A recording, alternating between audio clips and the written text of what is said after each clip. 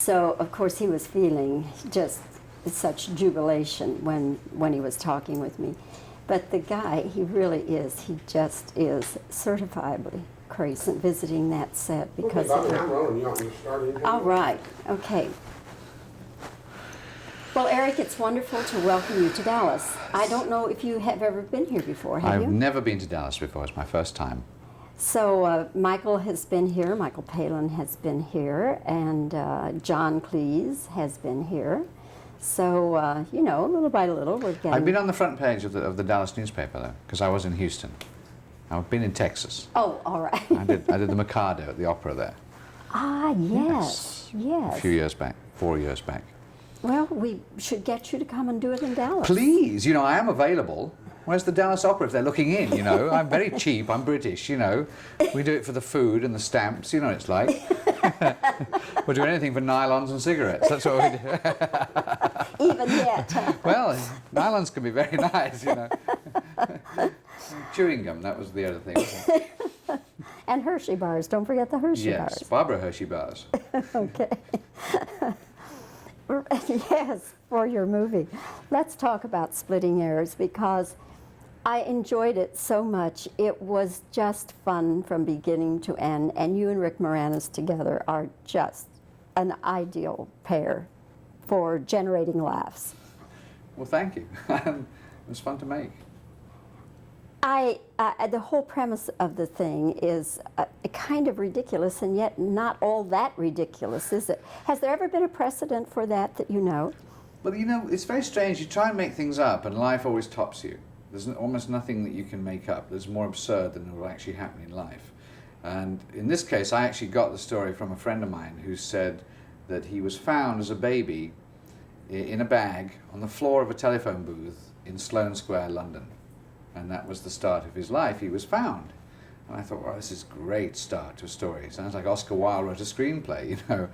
And then I remembered, and somebody else had told me a story about them. They went to a party, and they went upstairs, and they put where people put coats on a bed upstairs. They put their baby down in the corner in the Moses basket, and they went downstairs, had a great party, danced, went home, woke up in the morning and went, my God, we've forgotten the baby. So I just put those two stories together and thought, oh, this is an interest, this is going to lead somewhere. And I let it go from there. And it did. Well. it led to a very entertaining film. Well, thank you. It has many wonderful sight gags and visual punchlines.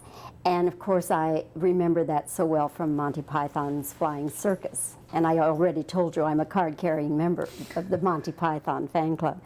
Anyway, I wanted to ask you about one in particular because we have a clip for that. The upside-down car. Now, that whole sequence is maybe 15, 30 seconds. But those things take a lot of time. So tell me about that. That would be about 3 or 4 days shooting, and the really difficult thing is in England, no 2 days are ever the same. You can have, you know, the great thing about England is that we have spring, summer, fall, and winter all on the same day. So if you're trying to do a sight gag, which involves lots of little bits, you know, you construct it bit by bit, the weather constantly changes. It was a complete nightmare. But I got the gag from spending a lot of time in France. And in France, you're always driving down the motorway, and some Renault or Peugeot races past you with 2 bicycles upside down on the roof. And you're always going, oh, stay flip over. So and I just put that in my little memory bank as a visual gag that would someday come in and be possible to film. But it had, well, how many times could you do that? Well, we could do it several times in bits, you know what I mean? It just takes a long time to reset. You know, the great thing about any kind of visual gag is if you take it apart and storyboard it, you see that this bit's, you know, it only goes so far, then the next bit takes it over. So we couldn't do the whole thing in one, although it looks like you've done it all in one. There's a cut, in fact, to where they actually have the car upside down. Because to turn it and flip it and make it move is a really dodgy thing with 2 guys inside it upside, you know. So we did it in stages. Are there any other visual gags in the film that you're especially fond of? I liked when I put helium in Rick Moranis' oxygen tanks when he was scuba diving. and the pool sweep. I think those are kind of nice visual gags. And also coming off the train where I land face into the cow poo. That's like sums up comedy, really, isn't it? Such a glamorous world, you know? You go around the world, you're in the south of France, and you're going face down into cow dung. Of course, the scene everybody is going to talk about, or one of the scenes people are going to talk about, is your nude scene. Eric, please. Yes, I'm sorry. Have you no shame? Absolutely none. Unfortunately, the great thing about comedy is you've got no shame left after sort of 25 years of dressing up in women's clothing and being exposed to any kind of silly buckets of things thrown over you and dumped in water and having your head shaved, and there's nothing left really that you just think, well, let's just be funny. And there is a difficulty, which believe me, I didn't want to be naked. But I couldn't figure out a way to get me out of the bed and into the closet, you know, which I needed to, which was believable enough. Because, you know, if you come out of a bed now and you're wearing underpants, everybody goes, oh yeah, who goes to bed in underpants? You know, nobody does, right? And I was desperately trying to get Catherine naked, you know, because she's much more lovely than I.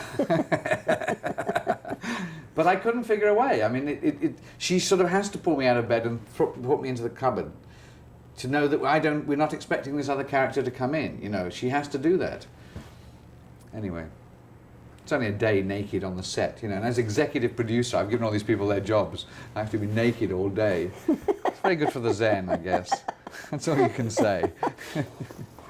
Actresses tell me when they're required to do a nude scene that they start months ahead of time getting in shape. Finding excuses. Yes, that too.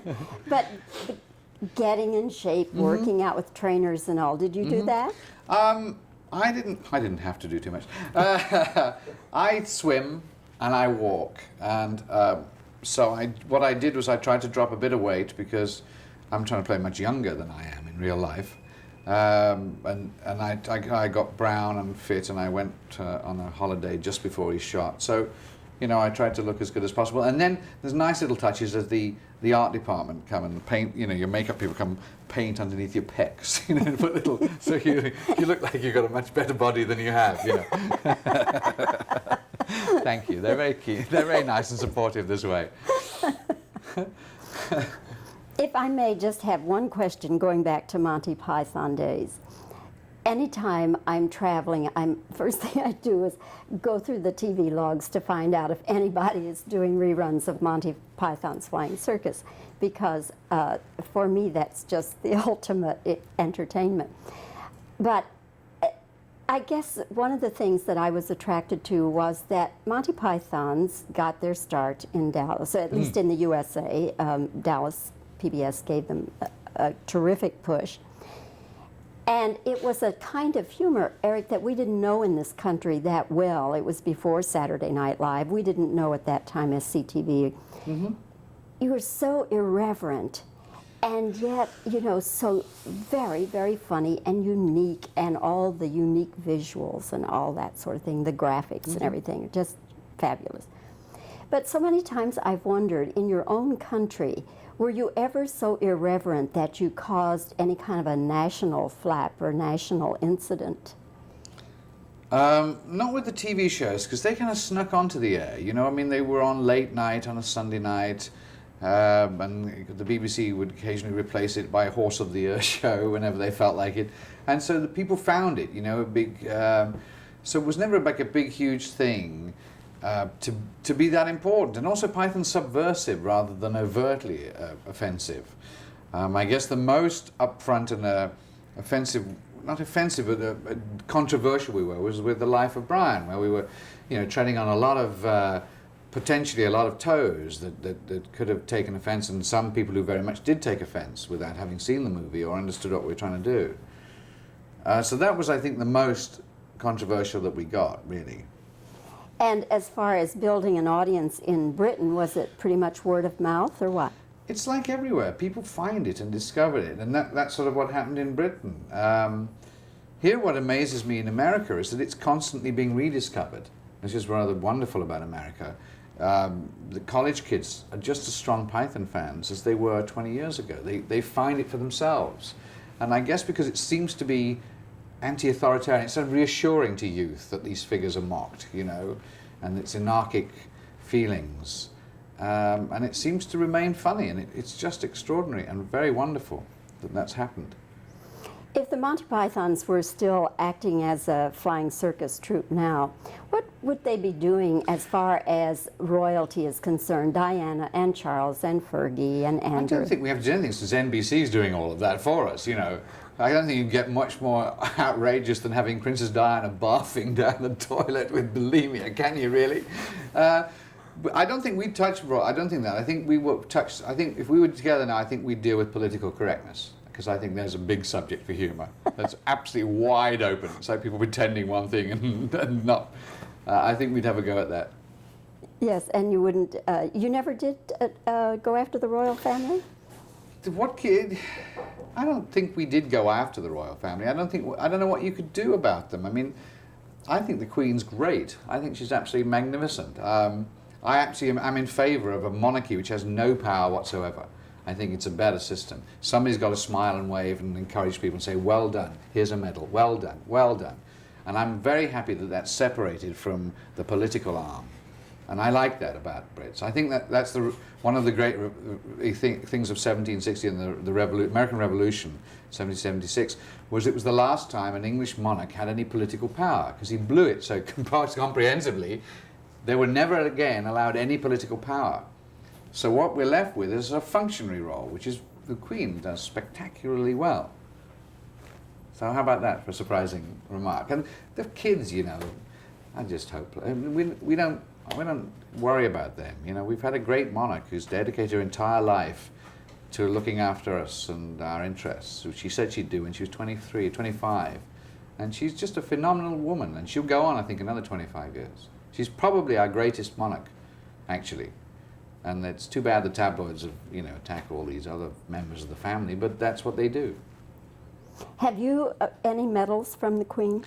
No, I have no medals from the Queen. I sang to her last year, the year before last, in the Royal Variety Show. I had the great fun of singing Always Look on the Bright Side of Life to the Queen. And it was a great moment in the Royal Variety Show, and I really enjoyed it. And it was nice to meet her. And, you know, when you meet her, you go, look at those rocks. I mean, it's unbelievable, the rocks. But she's great, you know. She has a twinkle and a smile, and, you know, to meet all that many people and still maintain contact with them is just phenomenal. I think she's an incredibly brave lady, too. She was, you know, she was parading in front of the military on horseback, in front of the parade and the whole guards, and some idiot came out of the crowd and went bang, bang, bang, bang, bang, and she just said, steady, held the horse and rode on. Walk on. Yeah, I mean, you and I, we'd have been off the horse, we'd have been under the car 40 yards away, you know. No. She didn't know it was blanks. It was a gun going off in her face. Amazing courage. That's just beyond courage. That's just steady, held on the horse, walk on. You know, I couldn't believe that. Incredible. Yeah. Incredible. Well, Eric, I know you're on a tight schedule, and I just thank you for coming to Dallas. It's my pleasure. I enjoyed Dallas. I want to come back. Splitting Heirs does really well. We'll do our best to tell everyone how funny and how entertaining it is. Oh, you're very kind. Thank you. My pleasure.